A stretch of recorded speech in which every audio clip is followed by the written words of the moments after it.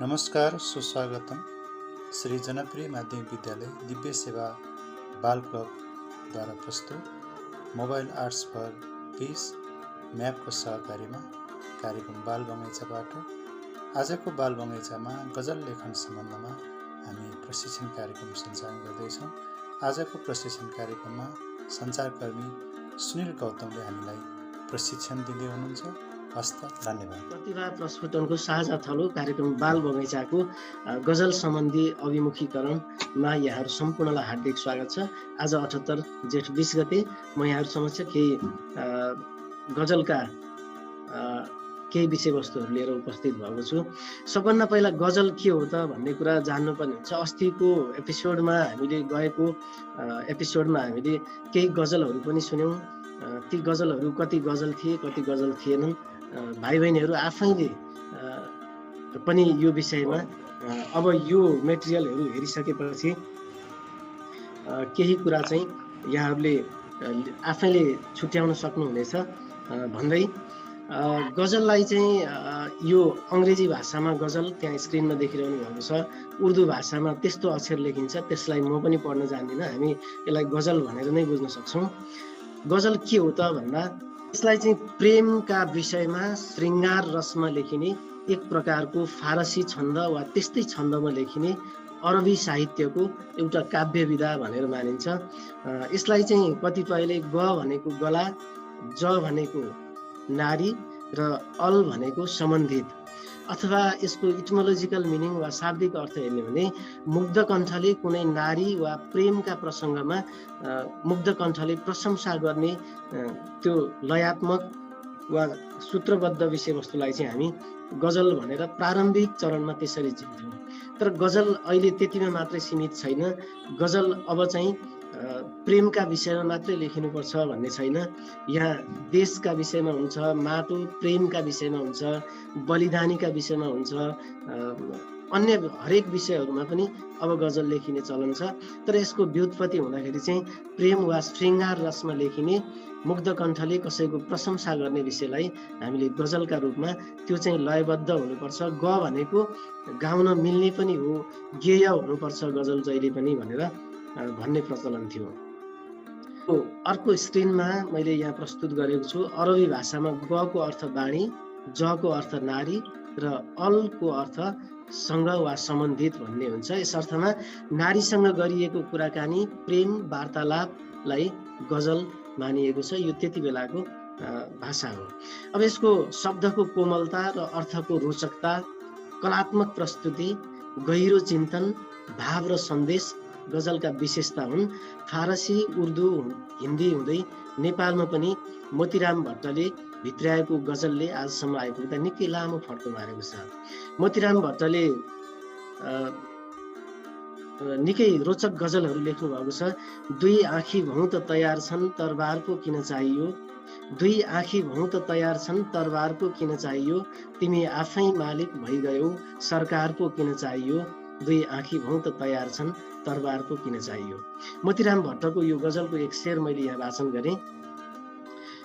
त्यो गजलमा भाव पक्षले हेर्ने भने दुई आँखी भौँ त तयार छन् तरबार पो किन चाहियो, यसले के मिनिङ दिन्छ भने त्यो यस्तो नसालु हेराइ हुन्छ, त्यो कसैको हेराइले आफूलाई छेडछाड गरेको फिल हुन्छ, त्यो त्यताप्रति आफू आकृष्ट भइएको हुन्छ। अनि त्यति बेला त्यो शब्द लेखिएको हुनुपर्छ सायद, दुई आँखी भौँ त तयार छन्, तरबारको धारले के काट्छ र त्यो हेराइले त्यसरी रेटिरहेको छ भन्ने सेन्समा हुनुपर्छ त्यो। दुई आँखी भौँ त तयार छन् तरबार पो किन चाहियो, तिमी आफै मालिक भइगयौ सरकार पो किन चाहियो। यो मनको राज गर्ने राजा वा त्यो सरकारै तिमी हो, त्यसो भए तिमी आफै मालिक छौ, सरकार केलाई चाहियो रे यहाँ भन्ने सेन्समा कुनै नारीको मुक्त कण्ठले प्रशंसा गर्ने क्रममा मोतीराम भट्टले यसरी गजल लेख्नु भएको थियो। नेपालमा आइपुग्दा गजलले एउटा अर्को फड्को मारेको थियो। अब गजल कति हरफसम्मको लेख्नुपर्छ, गजलमा आउने हरफहरूलाई के भनिन्छ भन्ने विषयमा मैले यहाँ संक्षिप्त थोरै धारणा प्रश्न पार्ने कोसिस गर्छु। गजल घटीमा 3 शेरदेखि बढीमा जतिसुकै शेरसम्म पनि लेख्न सकिन्छ। तर फेरि संसारभरिकै सबभन्दा राम्रो प्राणी बनाउने भनेर उट बनाए जस्तै सबै प्राणीहरूको घाँटी सबै अङ्गहरू अलिअलि ल्याएर मिसाउँदा घाँटी लामो भएर उट बनेछ भने जस्तै धेरै लामो भन्दा अहिले मोतीराम भट्टको गजलको शेर मैले जसरी भनेको थिएँ त्यत्तिकै ओजनदार बनाउन सकिएन भने जति लामो लेखेर पनि केही हुँदैन। अहिले त एकदम छोटो छोटो कविता, छोटो छोटो गीत, छोटो छोटो गजल लेख्ने चलन छ। नेपाली गीत सङ्गीतमा हेर्ने भने करिब 7 मिनट जतिको छ। वारी छु म पारी तिमी भइगो मलाई माया नगर, भत्किएको पुलबाट जिन्दगीको यात्रा नगर। रामकृष्ण ढकालको आवाजमा रहेको यो गीत नवराज लम्सालको शब्द थियो। यो गीत 7 मिनट जतिको छ। अब अहिले हामी 7 मिनट जतिको गीत सुन्यौँ भने हामीलाई नि दिक्क लाग्ने अवस्था छ। तर त्यो गीतले दिन खोजेको सन्देश त्यति नराम्रो नभएर हामी आज पनि उत्तिकै सुन्छौँ। त्यसो भए गजललाई घटीमा 3 शेरदेखि बढीमा जतिसुकै शेरसम्म पनि लेख्न सकिन्छ र उर्दू फारसी कविताको यो एक प्रकार हो। काव्य भन्छन् यसलाई समग्रमा। त्यो काव्य भनिसकेपछि गीत, गजल, कविता यी काव्य विधामा पर्ने हुन्। काव्य विधाको उपविधाहरू चाहिँ गजल पनि एउटा हो भनेर हामी भन्न सक्छौँ। समशेरको गजललाई राम्रो मानिँदैन। अब यहाँ समशेर भनेको बुझिन्छ बुझिन्न। सम भनेको बराबरी, शेर भनेको प्रत्येक 2 हरफलाई वा 2 लाइनलाई हामी एक शेर भनेर भन्छौँ। अहिले यसको विषयमा म पछि अर्को स्लाइडमा कुरा गर्छु। सम भनेको बराबरी भनेको हामीले कि 3 शेरको लेख्नु पर्यो, कि 5 शेरको लेख्नु पर्यो, कि 7 शेरको लेख्नु पर्यो। 2, 4, 6, 8 यसरी समशेर भयो भने त्यसलाई त्यो गजललाई त्यति राम्रो मानिँदैन। तर गजल नहुने चाहिँ त्यो पनि होइन। यसका सबै शेर एउटै रदिफ एवं काफियामा आबद्ध हुन्छन्। रदिफ र काफिया यहाँ बुझिएन होला। यो के हो भन्ने विषयमा म अहिले पछिल्लो स्लाइडमा पनि कुरा गर्छु।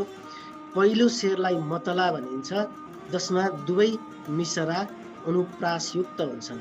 अब मतला के हो, काफिया के हो, रदिफ के हो, मिसरा के हो र मक्ता के हो? अन्तिम शेरलाई मक्ता भनिन्छ। यो मतला, काफिया, रदिफ, मिसरा यो सबैको विषयमा म अब आउने स्लाइडमा कुरा गर्छु। यो गजलको सामान्य कन्सेप्टको विषयमा हामीले कुरा गऱ्यौँ। अब गजल भनेको जीवन र जगतबाट प्राप्त अनुभव र अनुभूतिलाई कोमल, हार्दिक र कलात्मक रूपमा प्रस्तुत गर्ने काव्य विधा हो भन्न सकिन्छ। पार्टिसिपेट मध्ये कसैले त्यो दोस्रो र तेस्रो बुँदालाई पढिदिनुहोस् एकचोटि प्लिज।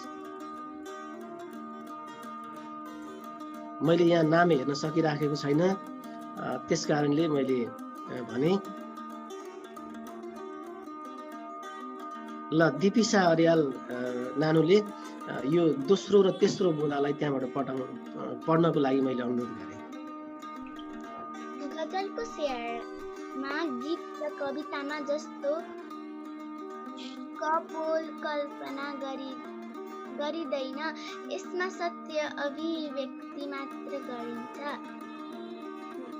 गजल, गीत र कविता एउटै होइन। गजल भनेको गीत र कविता भन्दा छुट्टै विधि हो। गजलको आफ्नै परिधि वा संरचना हुन्छ। एकदम धेरै धेरै धन्यवाद दिपिसा अर्याललाई। हामी कहिलेकाहीँ फेसबुक, सामाजिक सञ्जालतिर देख्छौँ कविता लेख्दाखेरि राम्रो गजल भनेर कसैले कमेन्ट गरिरहेको हुन्छ, अनि कविता भनेर लेख्यो राम्रो गजल भन्न आउँछ, गजल लेख्यो राम्रो अभिव्यक्ति भनेर भन्छन् कसैले वा राम्रो कविता भनेर कमेन्ट गरेर देख्छौँ। त्यो फरक रहेछ भन्ने कुरा हामीले जरुर बुझ्नै पर्छ। गजलको शेरमा गीत र कवितामा जस्तो परिकल्पना हुँदैन। परिकल्पना कस्तो हो भनेर म थोरै रेफरेन्स लिन्छु। मुटु माग्यौ तिमीले मैले बाँच्नुपर्छ, मै मरे तिमीलाई कसले माया गर्छ भन्दा माथि त्यो शब्द छ है। देवराज सर अलिकति गुनगुनाइदिनुहोस् न त्यो शब्द। यहाँ हजुरले यहाँ राख्नु भएको छ सर? छैन सर, मैले त्यो मुटु माग्यौ तिमीले मैले बाँच्नुपर्छ भन्ने एउटा गीत सरलाई याद होला, अलिकति त्यो गाइदिनुहोस् न। त्यो चाहिँ अलि मलाई उ भएन। बरु सरले अघि भन्नुभएको एक लाइन चाहिँ कुन भन्नुभएको थियो अरे? वारी छु म पारी तिमी भइगो मलाई माया नगर। त्यसै बरु एक लाइन प्रयास मात्रै गरौँ सर। हुन्छ सर, ओके। वारी छु म पारी तिमी हो भइगयो मलाई माया नगर। के थियो सर शब्द अलि बिर्सेँ। भत्किएको पुलबाट जिन्दगीको यात्रा नगर। ल हस् धन्यवाद सर। बरु म अहिले मिल्यो भने एउटा कुनै गीत यसो गरौँला समय रह्यो भने। हुन्छ, मैले यहाँ परिकल्पनाको विषयमा कुरा गर्दै थिएँ। वारी छु म पारी तिमी भइगयो मलाई माया नगर, भत्किएको पुलबाट जिन्दगीको यात्रा नगर। हो अब त्यो जिन्दगी यसमा कल्पना छ भन्न मैले कसरी भने जिन्दगीको यात्रा गर्ने पुल भत्किएको हुन्छ र काहीँ हुँदैन नि, त्यो त इमेजिन गरे हो नि। आज मादल बजेको किन गाउँ घर दुनियाँ बिउजाउन भन्ने एउटा पुरानो गीत छ। अनि चैत मास खडेरीमा डढेलोले बनाइ खायो, यस्तो यस्तो गीतहरू त्यहाँ कति हाइपोथेटिकल छ। राइमिङ मिलाउनको लागि जे पनि लेखिन्छ, तर गजलमा त्यस्तो गर्नु हुँदैन। गजलले त्यो वेट माग्दैन। गजलले चाहिँ भएको इन्फ्याक्ट कुरालाई सिम्बोलिक रूपमा दिन सकियो भने मात्रै त्यो परिकल्पना भन्दा नजिक आउँछ र त्यसले बोक्ने वेटहरू चाहिँ उत्तिकै हुन्छ भनेर गजलको शेरमा गीत र कवितामा जस्तो परिकल्पना हुँदैन। म कविताको केही लाइन भन्छु। अहिले फ्याक्ट मसँग कविता भन्दा पनि म केही यहाँ रचना गरेर भन्छु। तिमीले बोलेका ती सबै शब्दहरू मलाई यस्तो लाग्छ जुन जुन एउटा सिकारीले हानेको तीर जस्तो मुटु छिया छिया पारेको हुन्छ। Like that. सिकारीले हानेको तीर आएर मुटुमा छिया छिया पार्ने काहीँ हुन्छ त त्यो रियालिटीमा हुँदैन नि। त्यो त काहीँ इमेजिनेसन गरेर गरिएको। त्यस्तो कल्पना सकेसम्म गजलमा नराख्दा राम्रो हुन्छ भन्ने सेन्समा यो वर्ड चाहिँ यहाँनिर राखिएको हो। अब त्यसो भए गजल के हो त यति धेरै भनिरहँदाखेरि म हाम्रा सञ्चारकर्मी मित्र केशव समर्पणज्यूको एउटा गजल यहाँ स्क्रिनमा देखिएको छ। म त्यो गजल देवराज सर फेरि पनि यहाँलाई मैले आग्रह गरेँ, स्क्रिनमा देखिएको छ त्यो गजल सरले वाचन गरिदिनु होला। हस् सर। अब त्यो त्यति लय त मिल्दैन होला, म प्रयास गर्छु सर। त्यसलाई वाचन गर्नुहुन्छ भन्नै भिर पठायो हाँसी खुसी। निकै राम्रो थियो यो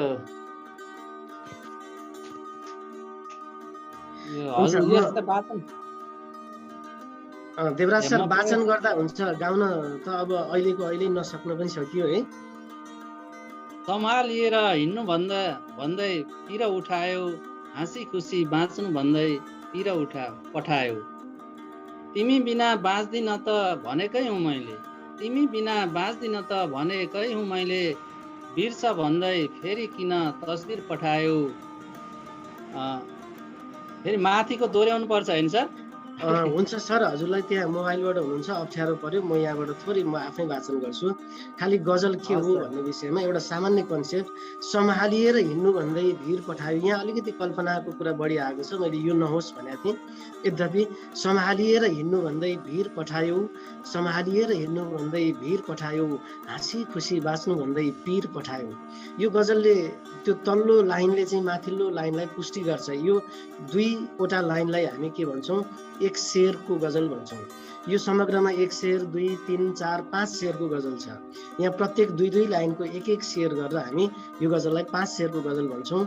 पहिलो र दोस्रो लाइन अर्थात् एक शेरमा पहिलोमा चाहिँ अब यसमा चाहिँ त्यो सम्हालिएर हिँड्नु भनेर कसैले भिर पठाउँछ, त्यो भिरमा कोही हिँड्न सक्छ र सक्दैन नि। सम्हालिएर हिँड्नु भन्ने अनि भिर पठाइदिने, अनि हाँसेर बाँच्नु भन्दै फेरि पिर पठायो भने कसरी हाँसेर बाँच्न सक्छ र त्यो दोस्रोले चाहिँ पहिलोलाई पुष्टि गरिराखेको छ त्यहाँ। तिमी बिना बाँच्दिन त भनेकै हुँ मैले, तिमी बिना बाँच्दिन त भनेकै हुँ मैले, बिर्स भन्दै फेरि किन तस्बिर पठायो, हाँसी खुसी बाँच्नु भन्दै पिर पठायो। सिसा जस्तै चुकिरहने मेरो निधारमा, सिसा जस्तै चुकिरहने मेरो निधारमा, संस्कृतिको नाममा फेरि अबिर पठायो, हाँसी खुसी बाँच्नु भन्दै भिर पठायो।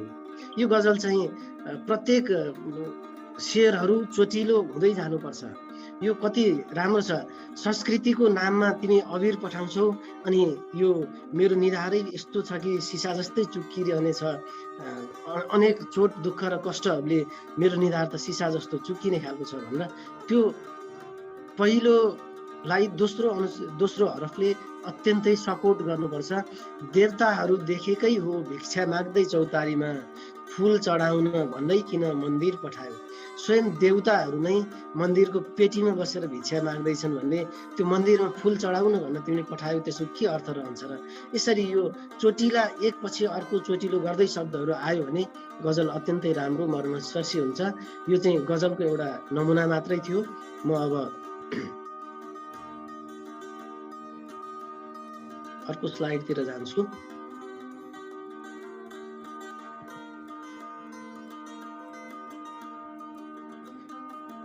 कम्प्युटर थोरै ह्याङ भएको छ। ल गजलमा के चिज हुनुपर्छ भन्दा मैले अहिले काफिया, रदिफ, मक्ता, मतला सबैको कुरा गरेका थिएँ। अब म क्रमशः गजलमा के हुन्छ भन्दा शेर हुन्छ, त्यसपछि काफिया हुन्छ, त्यसपछि रदिफ हुन्छ, त्यसपछि मतला हुन्छ, त्यसपछि मक्ता हुन्छ र तखल्लुस हुन्छ। त्यसपछि हामी गजलको अर्को विधा बहर भन्छौँ। गजल गाउन मिल्ने हुनुपर्छ। बहर भनेको गाउन मिल्ने वा छन्दोबद्ध वा सूत्रबद्ध हो। आज हामी यो बहरतिर त्यति धेरै जाँदैनौँ, समय रह्यो भने म त्यसको बारेमा थोरै मात्रै भन्छु। तर त्योभन्दा अगाडि गजलमा यति चिज चाहिँ हुनैपर्छ। यो गजलको तत्त्व हो शेर, काफिया, रदिफ, मतला, मक्ता र तखल्लुस। भाइ बहिनीहरूले यो स्लाइडलाई चाहिँ स्क्रिन सेयर गर्न सकिन्छ, स्क्रिन सुट गरेर राख्न सकिन्छ वा छेउमा कापी कलम केही छ भने यसलाई टिप्दाखेरि टाइम लाग्छ, स्क्रिन सुट गरेर राखौँ अनि पछि टिप्नु हुन्छ। सुनिल सर, हजुर सर, हजुर। यो चाहिँ स्लाइडहरू त्यो चाहिँ पार्टिसिपेन्ट्सहरूलाई पठाइदिन पनि मिल्ला नि केही समयपछि त? पार्टिसिपेन्टलाई पठाउन मिल्छ, तर यो चाहिँ फेरि बाहिर नजाने गरी। ए ओके त्यसो भए मतलब किनभने यो मेटेरियल उनीहरूको युजको लागि हुनसक्छ, अरूको लागि चाहिँ हुँदैन फेरि।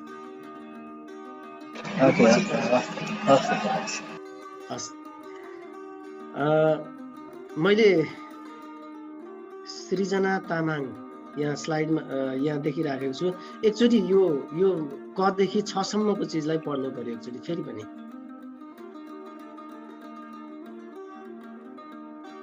पार्टिसिपेन्ट मध्ये अनुसन्धान चौलगाई। ल अनुसन्धानलाई मैले यो पढ्नको लागि भने यो कदेखि 6 सम्म लेखिएको स्लाइड त्यहाँ देखिएको छ कि छैन भनेर। क शेर, ख काफिया, ग रदिफ, घ मतला, ङ मक्ता, च तखल्लुस, छ बहर। अब यो पढ्दाखेरि अलि अनौठो शब्द लागेन? नेपालीमा हामीले काहीँ नसुनेको कस्तो शब्द रहेछ भन्ने जस्तो लागेन? लाग्यो सर। यो फारसी शब्दबाट जस्ताको तस्तै नेपालीमा आएको हुनाले यसलाई हामीले चेन्ज गरेका छैनौँ। शेर के हो त, त्यसो भए काफिया के हो भनेर हामी अब क्रमशः यो सबैलाई चाहिँ हामी हेर्छौँ। ल त्यसो भए मैले यहाँ पार्टिसिपेन्ट मध्येबाट स्वस्तिका सायद बोरा हुनुहुन्छ होला। भोमजन सर, भोमजन। ए स्वस्तिका बोमजन। ल ए सरी, स्वस्तिका, हाम्रो स्वस्तिका नानी। ल स्वस्तिकाले यो शेर के रहेछ एकचोटि पढिदिनु पर्यो। क शेर, गजलका 2 हरफलाई शेर भनिन्छ। गजल शेरहरूको संयुक्त रूप हो। गजलमा यति नै शेर हुनुपर्छ भनेर नतोकिए तापनि कम्तीमा 3 शेरलाई अनिवार्य मानिन्छ। त्यस्तै 5 शेरको गजललाई सर्वोत्तम मानिन्छ। शेरको पहिलो पंक्तिलाई मिश्रा ए उल्ला र दोस्रो पंक्तिलाई मिश्रा ए सानी भनिन्छ। हरेक शेरको मिश्रा ए उल्लाले कुनै पनि विषयको उठान गर्दछ र मिश्रा ए सानीले त्यसलाई रोचकता र कलात्मक रूपमा पुष्टि गरेको पाइन्छ। धन्यवाद। हस् स्वस्तिका, धेरै धेरै धन्यवाद छ। गजल को शेर भनेको के हो भन्दा प्रत्येक दुई हरफलाई हामी शेर भन्छौँ। गजलको शेरले संयुक्त शेरहरूको संयुक्त स्वरूप चाहिँ गजल हो भन्न सकियो। 5 शेरको गजल अलि राम्रो मानिन्छ भन्ने मैले अघि नै भनिसकेको छु। यो 3 शेर चाहिँ कम्तीमा अनिवार्य मानिन्छ भनेको शेर 3वटा पुगेन भने त्यो चाहिँ मुक्तक बन्न जान्छ। त्यसैले मुक्तक के हो, गजल के हो, गीत के हो, कविता के हो भन्दा यस्तै चिजहरूले केही खास कुराहरूले यसलाई छुट्याइदिन्छ। त्यसो भए कम्तीमा 3 शेर भएन भने त्यो गजल हुँदैन। यो कुरा चाहिँ ख्याल राख्नुपर्ने कुरा हो हामीले। अब गजलको पहिलो पंक्तिलाई मिसरा ए उला र दोस्रो पंक्तिलाई मिसरा ए सानी भनिन्छ। मिसरा ए उला र मिसरा ए सानी, यसले चाहिँ पहिलो मिसरा ए उलाले विषयको उठान गर्दछ। जस्तै सिसा जस्तै चुकिरहने मेरो निधारमा, यो चाहिँ विषयको उठान भयो। सिसा जस्तै चुकिरहने मेरो निधारमा। अनि अब मिसरा ए उला यो भयो भने मिसरा ए सानी चाहिँ संस्कृतिको नाममा फेरि अबिर पठायो भन्दा त्यसलाई चाहिँ रोचक तरिकाले पुष्टि गर्छ भन्दा हामीले यहाँ जे पढ्दैछौँ त्यो चाहिँ यसरी हो।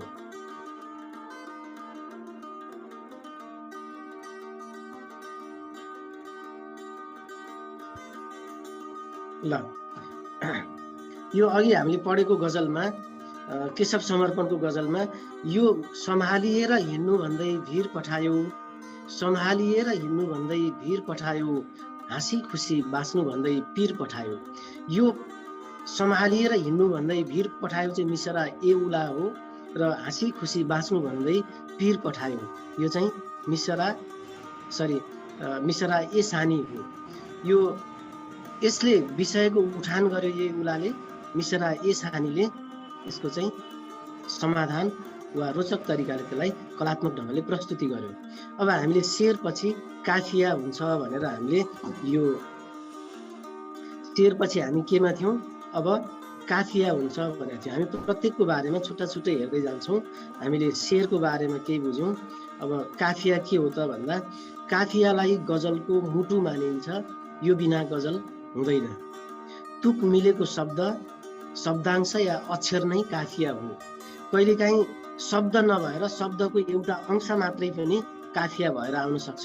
यसको बारेमा अहिले अलिकति पछि गएर म डिटेलमा चर्चा गर्नेछु। यो रदिफ भन्दा ठिक अगाडि आउँछ। अब त्यसो भए रदिफ के हो त हामीले पढेकै छैन। अब आउने स्लाइडमा हामी रदिफ पढ्छौँ। त्यसो भए रदिफ भन्दा अगाडि आउँछ भनेर मैले ब्याक स्लाइडमा अलिकति गरेँ। यो पठायो पठायो दुईटा दोहोरिएर आएको छ यहाँ। यो स्लाइड देखिन्छ रविन सर?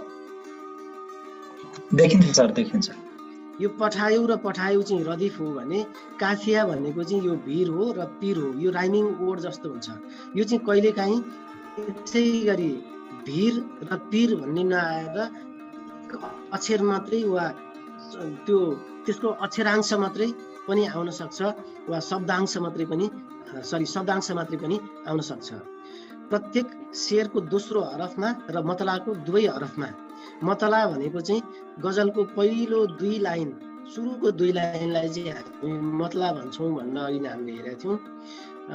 मतलाको चाहिँ दुवै लाइनमा काफिया आउनु अनिवार्य छ। तर मतला भन्दा पछिल्ला शेरहरूमा भने चाहिँ, तर अन्य शेरहरूमा भने दोस्रो हरफमा मात्रै। भनेपछि यो बिजोर लाइनमा चाहिँ अब काफिया आउँदैन भनेको प्रत्येक तेस्रो अनि 5औं 7औं यसरी यी हरफहरूमा चाहिँ काफिया आउँदैन। त्यसले विषयको उठान मात्रै गर्छ। त्यसलाई हामी मिसरा ए उला भन्छौँ भने काफिया आउने लाइनलाई चाहिँ मिसरा ए सानी पनि भन्ने गर्छौँ। एउटा गजलमा काफिया कहिले पनि दोहोरिनु हुँदैन। जस्तै यहाँ मैले त्यो ब्लू कलरमा यहाँ हाइलाइट गरेको छु। यो भिर र पीर चाहिँ के हो भन्दा यो काफिया हो। यो भिर, पीर अनि झिर, खिर यसरी आउने शब्दहरू कहिले पनि एउटै गजलमा दोहोऱ्याएर आउनु हुँदैन। त्यसरी आयो भने यो गजल दोष भनेर मानिन्छ। यो काफिया दोष भनेर भन्छौँ हामी त्यसलाई। त्यस्तो गजल कहिले पनि लेख्नु हुँदैन।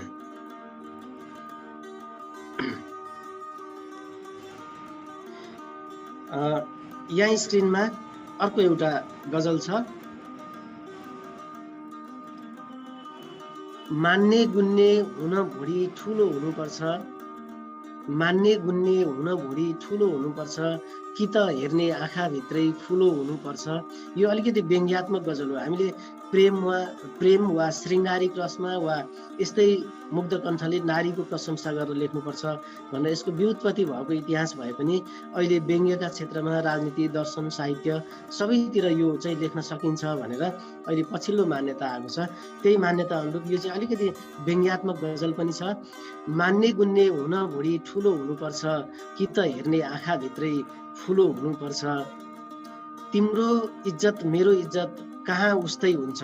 यो तेस्रो लाइनमा अब यो ठुलो फुलो जस्तो काफिया दोहोरिनु पर्दैन। मैले अघि नै भनेको थिएँ तेस्रो, पाँचौँ, सातौँ र यसै गरी आउने बिजोर लाइनहरूमा काफिया दोहोरिँदैन। तिम्रो इज्जत मेरो इज्जत कहाँ उस्तै हुन्छ, पक्षपाती इमान जोख्ने तुलो हुनुपर्छ। हाम्रो सुजन भाइको गजल हामी यति बेला सुन्छौँ अनि त्यसपछि फेरि पनि हामी यो सेसनमा फेरि प्रवेश गर्छौँ।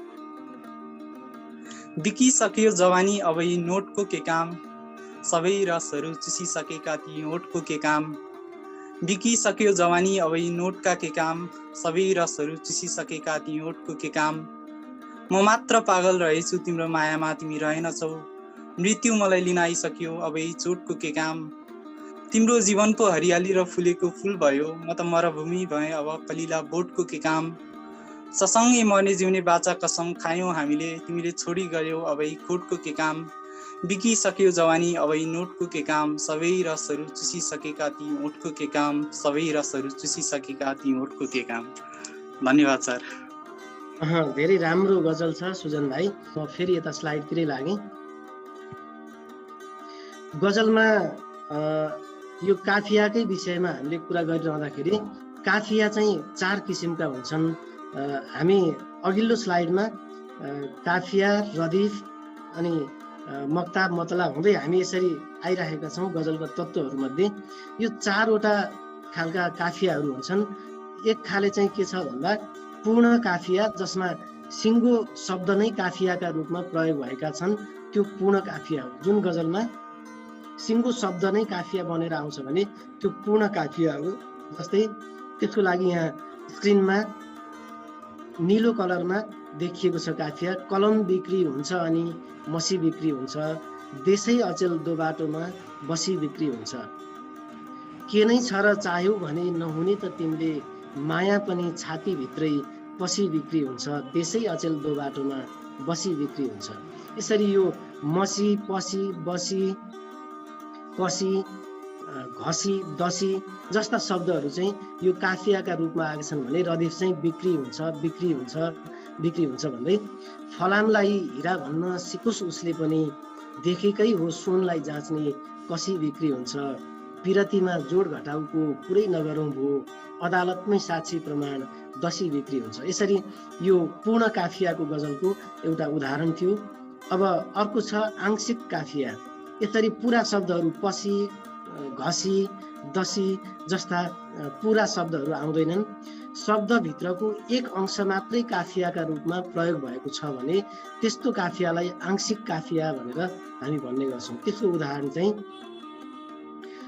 कोही निष्ठुरी कोही मायालु हुन्छन्। यहाँ एउटा गजल मैले त्यो आंशिक काफियाको नमुना प्रस्तुत गर्न खोजेँ। कोही निष्ठुरी कोही मायालु हुन्छन्, मान्छे पनि गजबका विषालु हुन्छन्। यहाँ मा पछि यालु, आलु, आलु यसरी आछन्, मायालु, विषालु, सिपालु भन्न त्यो आलाई मात्रै लिइरहेका छौँ हामीले। त्यहाँ यो आंशिक काफिया एउटा मात्रै अक्षर छ त्यहाँ। कोही निष्ठुरी हुन्छन्, कोही मायालु हुन्छन्, मान्छे पनि गजबका विषालु हुन्छन्। ढोकै नभएको यो मान्छेको मन पनि, ढोकै नभएको यो मान्छेको मन पनि, चोर्न कोही कोही त सिपालु हुन्छन्, मान्छे पनि गजबका विषालु हुन्छन्। हेर्यो कि ठहरै पो बनाउँदा रहेछन्, हेर्यो कि ठहरै पो बनाउँदा रहेछन्, आँखा सुन्दरीका साह्रै नसालु हुन्छन्। यसरी यो नसालु, सिपालु, मायालु, श्रद्धालु जस्ता चाहिँ आंशिक काफियाका रूपमा आएका काफियाहरू हुन्। अब एक अक्षरमा मात्रै पनि काफियाहरू आउन सक्छ। एउटा मात्रै अक्षर चाहिँ काफियाको रूपमा प्रयोग भएको छ भने त्यसलाई हामी एक अक्षरी काफिया भन्छौँ। यो चाहिँ हाम्रै पत्रकार मित्र ले लेख्नु भएको गजल जस्तो लाग्छ मलाई। यहाँ नाम तल छ या छैन मैले स्क्रिनमा देख्न सकिनँ। छैन जिन्दगी पनि जिन्दगी जस्तो, छैन जिन्दगी पनि जिन्दगी जस्तो, लाग्छ मलाई त केवल नदी जस्तो। त्यहाँ जिन्दगीको गी र नदीको दी एक अक्षरी काफियाको रूपमा यो आइराखेको छ। छैन जिन्दगी पनि जिन्दगी जस्तो, लाग्छ मलाई त केवल नदी जस्तो। आधी उमेर गइगो ख्याल ख्यालमा, आधी उमेर गइगो ख्याल ख्यालमा, केही देखिएन खै प्रगति जस्तो, लाग्छ मलाई त केवल नदी जस्तो। हिटलरको मनमा प्रेम रोप्न सक्ने, हिटलरको मनमा प्रेम रोप्न सक्ने, बन्नु छ मलाई पनि कवि जस्तो। हो यतिको ओजनदार भाव आउनुपर्छ। हिटलर भनेको नरसंहार गर्ने, हिरोसिमा नागासाकीमा बम खसाल्ने त्यस्तो व्यक्तित्वको रूपमा पनि हिटलरको मनमा प्रेम रोप्न सक्ने, बन्नु छ मलाई पनि कवि जस्तो। कविको बयान कति राम्रो छ यो शेरमा। एक अक्षरी शेरले पनि गजललाई यति राम्रो ओजनदार बनाउन सक्दो रहेछ। तिम्रो माया पनि कमालको रहेछ, ज्यान सन्चो बनाउँछ औषधि जस्तो। यसरी यो कलात्मक बिम्ब पनि प्रयोग भएको छ। हामीले एक अक्षरी काफियाको पनि प्रयोग गर्न सक्छौँ। अब मिलित काफिया भन्ने छ। मिलित काफिया भनेको चाहिँ एक अर्कोसँग मिलेर, समस्वरात्मक भनेको उस्तै उस्तै लाग्ने दुईवटा स्वरहरू फरक फरक शब्द र तिनका अंशहरू मिलेर पनि मिलित काफिया बन्छ। त्यस्तो काफियालाई चाहिँ हामी मिलित काफिया भन्छौँ। यसको उदाहरणको लागि, तिम्रो जस्तै त मन छ मेरो पनि, तिम्रो जस्तै त मन छ मेरो पनि, मुटुले पीडा सहन्छ मेरो पनि। त्यहाँ हाइलाइट गरिएको छ मन छ, सहन छ। त्यो हन्छ मात्रै, सहन छको ह र आदि न अनि छ मात्रै पढ्यो भने त्यसको कुनै छुट्टै अर्थ छैन। त्यसले अर्को अक्षरसँग सापटी बसेर पनि उसले पुरा अर्थ लिएको छ। यसलाई चाहिँ मिलित काफिया भन्न सक्छौँ हामी। तिम्रो जस्तै मन छ, तिम्रो जस्तै त मन छ मेरो पनि, मुटुले पीडा सहन्छ मेरो पनि। सानो जागिर मिलाइदेऊ हाकिम, सानो जागिर मिलाइदेऊ हाकिम, अनि जिन्दगी बन्छ मेरो पनि, मुटुले पीडा सहन्छ मेरो पनि। गजबको आफ्नोपन छ मेरो पनि, छिमेकीले किन भन्छ मेरो पनि। यसरी हामी यो मिलित काफियाबाट पनि हामी गजल लेख्न सक्छौँ। अब हामीले यति बेलासम्म काफिया भनेर भनेका थियौँ। अब रदिफ गजलमा अत्यन्तै नभई नहुने तत्त्व, तर यो चाहिँ अनिवार्य छैन। गजलको तत्त्वमध्ये रदिफ पनि एक हो। यो चाहिँ अनिवार्य छैन। रदिफ बिनाको पनि गजल लेख्न सकिन्छ, तर काफिया बिनाको चाहिँ गजल कहिले पनि लेख्न सकिँदैन। रदिफ बिनाको गजल कस्तो हुन्छ म केही बेरपछि अर्को स्लाइडमा देखाउने प्रयत्न गर्नेछु। यहाँ अन्तिम लाइनमा लेखिएको छ, काफियाको पछाडि बारम्बार दोहोरिएर आउने शब्द वा समूह नै रदिफ हो। समूह किन भने मैले लेखेको एउटा अघिनको गजल थियो, कलम बिक्री हुन्छ अनि मसी बिक्री हुन्छ, देशै अचेल दोबाटोमा बसी बिक्री हुन्छ। त्यहाँ बिक्री हुन्छ भने दुईवटा शब्द थिए रदिफका रूपमा। कहिलेकाहीँ एउटा मात्रै शब्दले पनि रदिफ बन्छ भने कहिले दुईवटा वा दुईभन्दा बढीले पनि रदिफ बन्ने भएको हुनाले शब्द वा शब्दको समूह नै रदिफ हो भनेर हामीले रदिफलाई भन्छौँ। उदाहरणको लागि, यो निलो अक्षरमा लेखिएको जति सबै रदिफ हो। निलो अक्षरमा भए जति। चल्यो 2/3 रथ रफ्तार आएन, चल्यो 2/3 रथ रफ्तार आएन, सिंह आए गाउँ गाउँमा दरबार आएन, अभावको पीडा हेर्न कति आए कति गए, एक छाक मसिनो खुवाउने दिलदार आएन। यसरी यो आएन आएन आएन सबै पहिलो र दोस्रोमा काफिया र रदिफ छ, दुवै छ भने त्यो पहिलो र दोस्रोमा काफिया र रदिफै हुन्छन् मक्तामा के अरे मतलामा। र त्योभन्दा पछिल्ला शेरहरूमा रदिफ यो दोस्रो, चौथो, छैठौँ यसै गरी क्रमशः जोर लाइनहरूमा आउने चाहिँ रदिफ हो। त्यसको अन्त्यमा आउने यो रदिफ अनिवार्य चाहिँ भने मानिँदैन। अब मक्ता, काफिया, रदिफ, मतला र मक्ता। यहाँ मैले मतलाको बारेमा गजलको पहिलो शेरलाई मतला भनिन्छ। मतलाको दुवै हरफमा काफियाको प्रयोग अनिवार्य हुन्छ। अनि काफिया चाहिँ त्यसपछि प्रत्येक दोस्रो, चौथो, त्यसै गरी छैठौँमा मात्रै आउने गर्छ भनेर मैले अघि नै भने। अब मक्ता भनेको चाहिँ अन्तिम हरफलाई हामी मक्ता भन्छौँ, पहिलो शेरलाई मतला भन्छौँ भने अन्तिम शेरलाई चाहिँ मक्ता भनेर भन्छौँ। यसको अर्थ चाहिँ समाप्त हुनु हो। त्यसैले गजलको अन्तिम शेरलाई हामी मक्ता भनेर चिन्ने गर्छौँ। अब तखल्लुस भनेर हामीले अघि नै गजलका तत्त्वहरूमा हेरेको थियौँ। तखल्लुस यो फारसी शब्द नै हो। गजलकारले आफ्नो नाम वा उपनाम केही छ भने त्यो मक्ताको बिजोरमा वा जोरमा जुनसुकै लाइनमा राखे पनि आफ्नो नाम वा उपनाम राख्ने चलन हुन्छ। त्यसलाई चाहिँ हामी तखल्लुस भनेर भन्छौँ। जस्तै म एउटा उदाहरण देखाउँछु। यहाँ दीपक आचार्य जलन भनेर दीपक आचार्य उपनाम जलन भएका व्यक्तिले यो गजल लेख्नु भएको छ। गजलकारले यो अन्तिम मक्तामा जलन भनेर एउटा नाम आएको छ, उहाँले यो तखल्लुस राख्नु भएको हो। यो तखल्लुस यसरी हामी राख्ने गर्छौँ। म यसको पहिलो मक्ता र अन्तिम मतला मात्रै पढ्छु। के छ मरिलानु तिमीले र मैले, के छ मरिलानु तिमीले र मैले, एक दिन छ जानु तिमीले र मैले। यो बहरमा छ, यो गजल छन्दमा छ। के छ मरिलानु तिमीले र मैले, एक दिन छ जानु तिमीले र मैले। यो मनको जलन आँसुले हरदम, कति धुनु सानु तिमीले र मैले।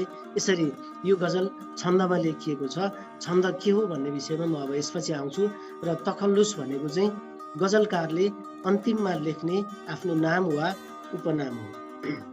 रविन सर, मैले आज नै सकाउने जमर्को गरेँ। अनि हामी प्र्याक्टिकल सेसन चाहिँ अर्को सेसनमा राख्छौँ। अब धेरै समय म लगाउँदिनँ। अब यो बहरमा लेखिएको गजल हो भनेर मैले बहरतिर प्रवेश गराउन थालेँ। गजलको अर्को तत्त्व भनेर हामीले त्यहाँ लेखेका थियौँ। त्यो अनिवार्य होइन, अनिवार्य रूपमा बहरमै लेख्नुपर्छ भन्ने पनि छैन। तर गजल चाहिँ बहरबाटै आएको हो। सुरुमा चाहिँ हामी बहरमा लेख्थ्यौँ, पछि हामीले बहर बिगारेर कम्तीमा अक्षर संरचना मिलाउँ अनि त्यसरी लेख्यौँ भन्न थाल्यौँ। अब त अहिले अक्षर संरचना पनि मिलाउनु पर्दैन भन्नेहरूको हाबी भइरहेछ। त्यस कारणले बहर भनेको छन्द हो। यो छन्द सिक्नको लागि चाहिँ हामीले यति छोटो बसाइले पुग्दैन। यो छन्दको लागि छुट्टै अर्को 2-3वटा बसाइ चाहिन्छ। ह्रस्व र दीर्घ चिन्न सक्नुपर्छ, अनि मात्रै बहरमा लेख्न सकिन्छ। सूत्र थाहा पाउनुपर्छ, अनि मात्रै सूत्रमा लेख्न सकिन्छ। म त्यसको थोरै नियम मात्रै यहाँ अलिकति म विषय प्रवेश मात्रै गराएर आजको मेरो प्रस्तुति अन्त्य गर्छु।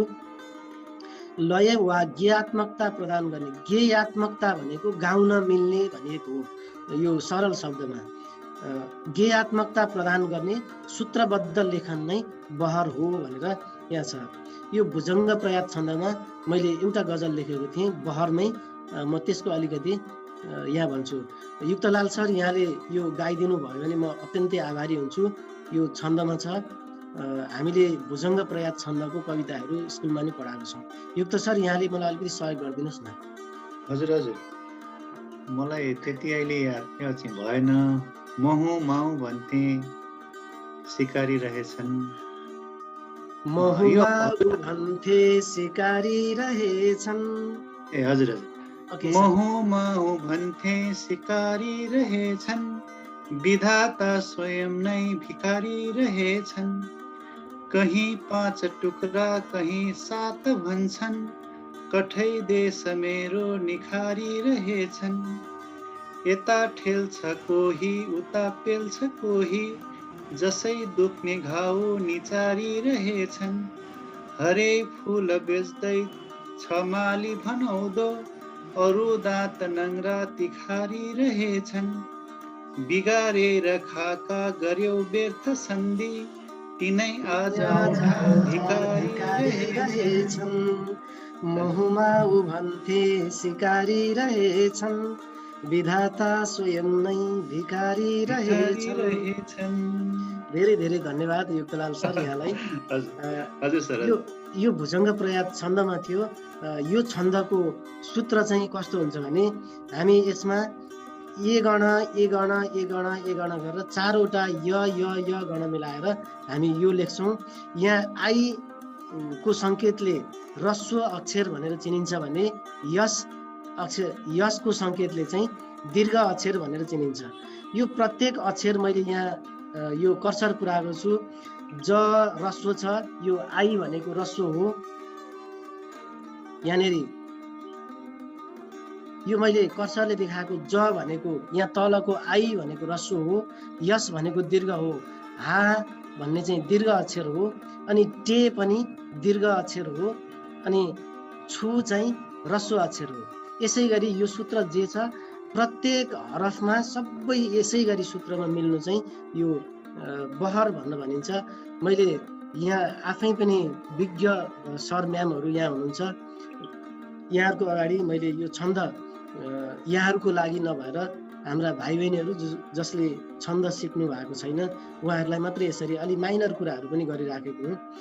फेरि विज्ञ सरहरूलाई यसले यतिको पनि भन्न थाल्यो भनेर चाहिँ माइन्ड नगरिदिनु होला। मैले भाइ बहिनीहरूलाई केन्द्रित गरेर आजको यो प्रशिक्षण गरिराखेको छु। जहाँ टेक छुपाइला उतै धार रेड्छ, बसी भित्र दिलमा यता प्यार रेड्छ। यो श्रृङ्गारिकमा छ। युक्त सर यो 2 लाइन फेरि मैले यहाँलाई अनुरोध गरेँ। जहाँ टेक छुपाइला उतै धार रेड्छ, बसी भित्र दिलमा यता प्यार रेड्छ। बास छाती बास छाती चिथोरेर उल्टै, कि आकाश रेड्छ कि संसार रेड्छ। कति याद मिठो बनी सम्झनाको, यहाँ गोधुलियो रझङ्कार रेड्छ। अन्तिम एकचोटि चित्र हो या खेलेर फुलको जरा चिर्छ माली, नसोधी उसैले कयौं बार रेड्छ। नसोधी उसैले कयौं बार रेड्छ। धेरै धेरै धन्यवाद सर, युक्त सर। मैले अब आजको यो सेसनमा गरिएको प्रस्तुतिको सार संक्षेप चाहिँ यसरी छ। यो चाहिँ सबै छन्द यो झ्याउरे लयमा छ, 16 अक्षरमा। 3 र 2 3 र 2 तेरा बाडी बगायो बारी दार्चुला रुँदैछ, सिध्यायो सबै बारी र बारी दार्चुला रुँदैछ। खनेर लाग्यो भएको जति बाँचेका बाँकी हुँदै मारी दार्चुला रुँदैछ। नियति कस्तो दैवको पनि सर्वस्व हिलायो चल हुँदामा ज्ञानी बाज लगायो आरी दार्चुला रुँदैछ। आँखामा आँसु पास म त भो आकाश, भोकाई अझै दुःखको भारी दार्चुला रुँदैछ। लगाऊ बाधा रोपाउन रुख बचाऊ सहर, भागौँ हे आज नर र नारी दार्चुला रुँदैछ। भागौँ हे आजै नर र नारी दार्चुला रुँदैछ। मिसरा ए उला भनेर रातो चिजले गएको छ यहाँ पहिलो लाइनमा। अनि यो बिजोर बिजोर जुन छ त्यसमा मिसरा ए उला भनेर हामीले भन्छौँ। मिसरा ए उला र मिसरा ए सानी भनेको चाहिँ प्रत्येक जोर चाहिँ मिसरा ए सानी हो र माथिल्लो चाहिँ ए उला हो। हामीले अघि नै सुरुमा यही छलफल गरेका थियौँ। विषय उठान गर्ने मिसरा ए उला, विषयको समापन गर्ने चाहिँ त्यसलाई पुष्टि गर्ने भेरिफाई गर्ने काम चाहिँ मिसरा ए सानीले गर्छ। र यो शेर भन्दा चाहिँ हामीले प्रत्येक 2वटा हरफलाई चाहिँ शेर भन्छौँ। मतला भनेको पहिलो हो, पहिलो दुई लाइनको एक शेरलाई हामी मतला भन्छौँ भने अन्तिमलाई हामी मक्ता भन्छौँ। काफिया भनेको यो बारी, पारी, मारी आदि चाहिँ सबै काफिया हुन् भने त्योभन्दा यो रातो अक्षरमा, रातो साइनमा भएको चाहिँ सबै रदिफ हुन् भनेर हामीले आजको सेसनमा यति नै छलफल गऱ्यौँ। यो स्लाइडले अलिकति केही प्रश्न हुन्छ कि भन्ने मैले आशा अपेक्षा पनि गरेँ। र यो कार्यक्रममा सहभागी हुने सम्पूर्ण शिक्षक साथीहरू, विद्यार्थी भाइ बहिनीहरू लगायत सबैलाई म हार्दिक धन्यवाद ज्ञापन गर्दै म यो कार्यक्रमलाई आज यहीँ समापन गर्दछु।